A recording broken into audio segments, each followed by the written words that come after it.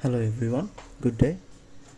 In today's video I will show you the basics of Microsoft PowerToys, management of the Microsoft PowerToys and other settings. Okay, so you already know that Microsoft PowerToys is a collection of small tools released by Microsoft under this PowerToys banner.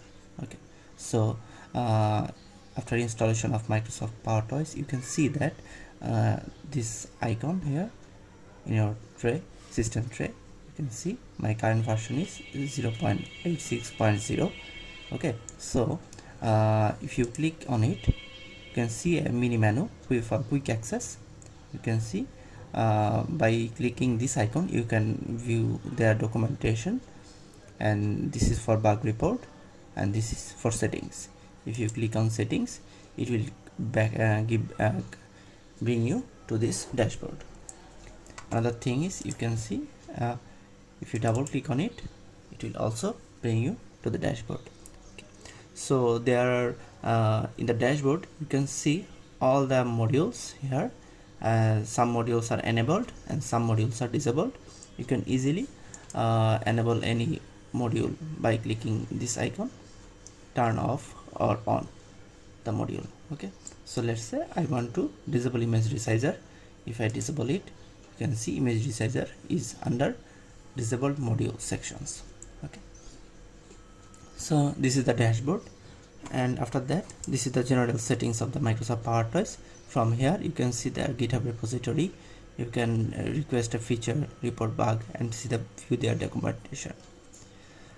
Also you can see the latest version, and you can check the release note and also check for updates. You can define if you want to use Microsoft PowerToys as a regular user or an administrator.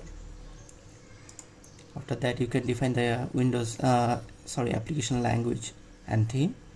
That is another quick function which is run at startup. If you turn this on, Microsoft PowerToys will launch automatically. Okay, otherwise you have to manually search for PowerToys from start menu and run it. Okay, so why I am showing you this one, if you see, if I go to dashboard here, for all the enabled modules, if I go to my task manager,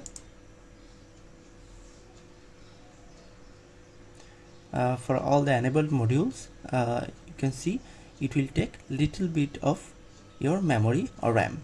Okay, so my suggestion is here, if you want to use one or two feature from PowerToys, just enable this one or two and disable all the others. It will save you a RAM. Okay, after that, in general, you can see other experimentation new feature. You can turn this on or off.